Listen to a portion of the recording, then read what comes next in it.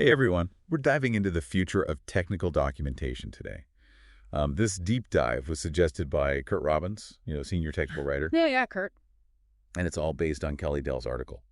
It's called Five Technical Documentation Trends to Shape Your 2025 Strategy, published January 6th on the Fluid Topics blog. hmm So if you're a technical writer, a documentation expert, or IT professional, oh, this is for you. This is going to be good. It's amazing how fast things are changing.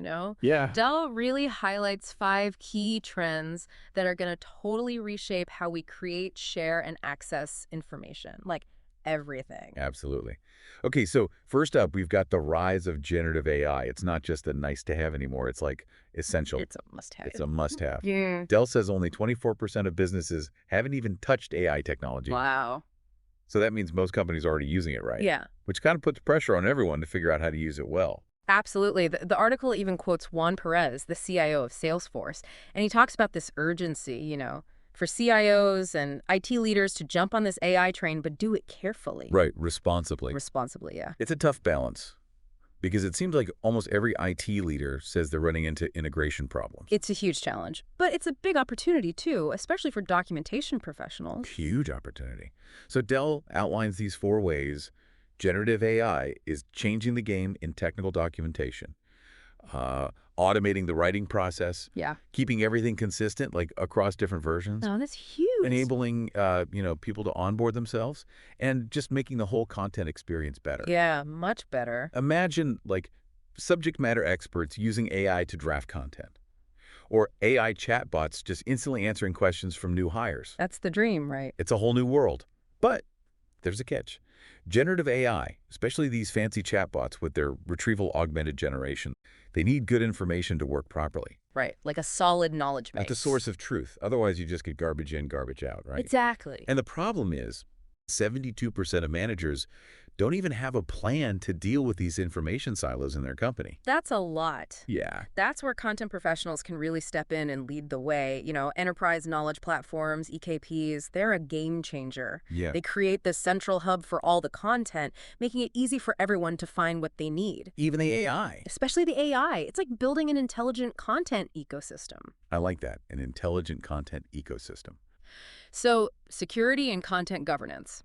They're more important now than ever. Definitely. With AI on the rise and new regulations like the European Accessibility Act, we have to be so careful about protecting information. Right. The article really emphasizes strong access controls and using metadata to manage who can see what. And with AI applications, where there's a risk of leaks and misinformation, that granular control is even more important. It makes sense. Yeah. Dell mentions this Cisco study where 90% of privacy and security professionals are like, we need new ways to manage the risks of generative AI. Makes sense. And get this, 27% of companies have just banned generative AI completely until they can figure out how to manage the risks. Wow. Yeah. So that's where the security features of EKPs are really valuable, right? Oh, totally. Features like internal embeddings management keep the content within the platform, and companies can even choose which LLMs they want to use so they can align them with their security needs. AI definitely has its challenges, but EKPs are stepping up to address them. Good to know. All right, let's move on to accessibility.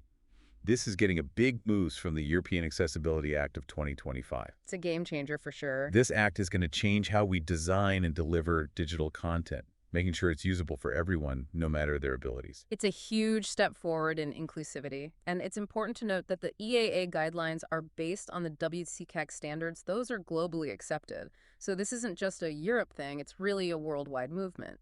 And the article does a great job of outlining the key things we need to focus on.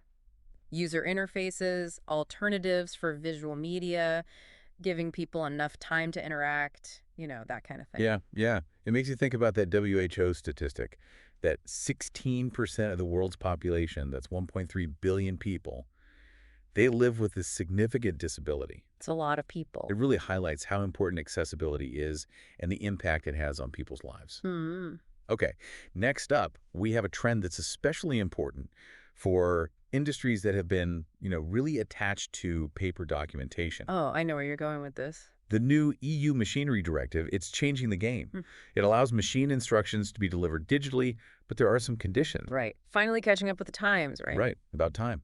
Dell lists the conditions, like QR codes to access instructions right on the machine itself, printable and downloadable formats, and then online availability for the entire life of the machine, which has to be at least 10 years after it's released. Makes sense. So this shift to digital, it's got so many benefits. Like, it's Yeah. so much easier for technicians to access information. Unfind it. Right, and find it. Plus, less printing, which saves money. It's easier to keep the content up to date. Totally. Dell even has this case study about leap her mining. They partnered with Fluid Topics to create a hub for responsive documentation, and it's already making a difference for their teams. That's great. It is. Okay. Okay, last but not least, we have the rise of multimedia documentation. Yes. This is a big one. It's not just those boring text-heavy manuals anymore. We're talking videos, diagrams, interactive elements, you name it. It makes the whole experience way more engaging. Oh, absolutely. And, this trend actually ties right back into that EU Machinery Directive. How so? Well, to move those complex machine schemas into a digital format, you really need multimedia. It's the only way to make it work. I see, yeah.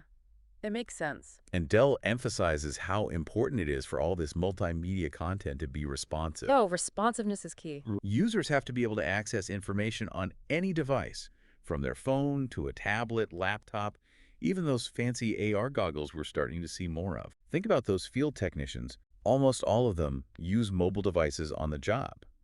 They can't be stuck with content that doesn't work well on their devices. Right. It leads to frustration, delays, and even safety hazards. And let's not forget about the EAA regulations. Those are going to require captions for any pre-recorded audio content. That adds another layer of complexity for sure. It does. Okay, I have to mention this because I thought it was fascinating. The idea of user-generated content, UGC, becoming part of technical documentation. Oh, that's interesting. I mean, users have so much practical knowledge, like tips and workarounds you wouldn't find in the official documentation. Oh, yeah, all that tacit knowledge. Exactly. If we can capture that and integrate it into the official docs, it would make the content so much richer and more relevant. I love that. The article highlights benefits like better knowledge sharing, increased user engagement, and of course, real-life context and insights. It's like having a whole community of experts contributing. But it also presents some new challenges for us as technical writers. Like, how do we ensure consistency between the original content and this UGC? That's true. It changes the QA process for sure. It's an evolving role, but I think the potential is huge. I agree. And Fluid Topics is really interested in this whole idea. They want to monitor best practices and share them, so it'll be interesting to see what they come up with. So we've covered a lot.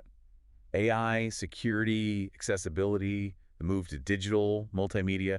It's amazing how interconnected these trends are. It is. They're all shaping the future of technical documentation in a way that puts the user at the center of everything. It's all about delivering the right information in the right format at the right time in a way that's accessible and engaging for everyone. Exactly. And speaking of putting the user first, Dell ends the article with a reminder about how important personalization and contextualization are.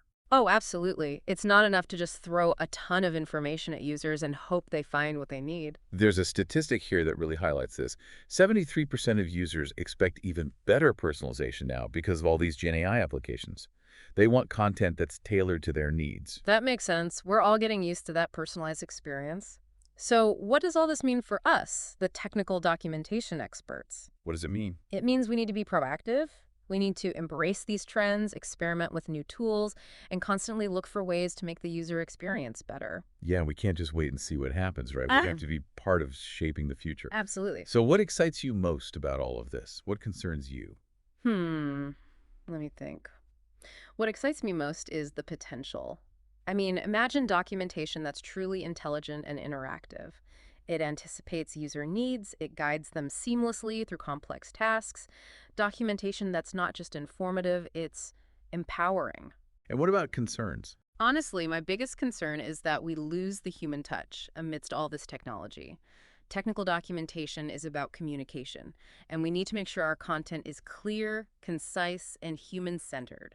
That's a really important point. We can't let the tech overshadow the purpose of our work, which is helping users understand and use these products effectively. You're right, it's a delicate balance.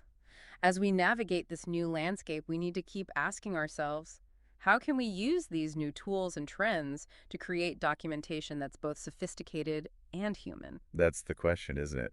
So as we kind of wrap up exploring these 5 trends for technical documentation in 2025, I want to know, like, what really stood out to you? Yeah, what are you most excited to actually use, or what are you, still worried about with all these changes coming? This is a crazy time to be in technical documentation. We've got all these powerful new tools, but also all these new challenges. How do you think these trends will impact your work? Like, specifically, what can you do to stay ahead of the game? Let us know. We're all in this together. Thanks for joining us for this deep dive. Until next time, keep innovating and keep those docs rocking.